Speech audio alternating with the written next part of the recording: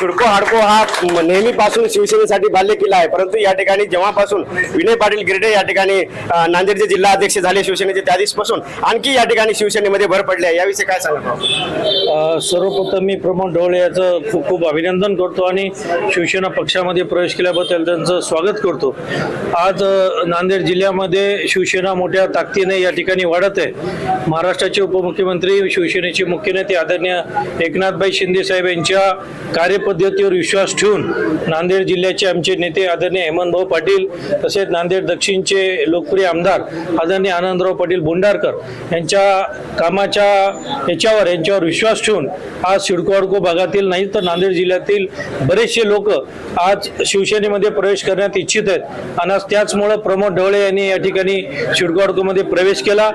आणि येणाऱ्या महापालिकेमध्ये आताच आमदार साहेबांनी सांगितल्याप्रमाणे येणाऱ्या महापालिकेमध्ये बरेचसे प्रवेश आणखी शिवसेनेमध्ये होणार आहे.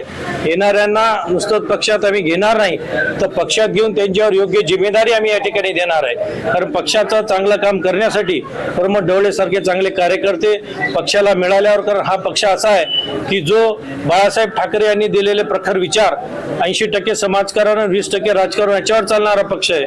आज प्रमोद ढवळे असतील किंवा त्यांच्यासारखे त्यांच्यासोबत आलेले सर्व त्यांचे सहकारी या सर्वांना मी विश्वास देऊ की येणाऱ्या काळामध्ये आपल्यावर आपण मोठी जिम्मेदारी देऊन सिडको हाडको भागामध्ये आपण राहत असलेल्या भागामध्ये काय विकास करायचा आहे काय नाही याची संपूर्ण, कारण म्हणजे आमदार साहेबांनी सिडको हाडको भागामध्ये काय काय डेव्हलपमेंट करायचे काय करायचं पूर्ण एक आम्ही 2-4 महिन्याखाली सर्व आम्ही पूर्ण एक त्याचा एक डाटा बनवून ठेवलेला आहे.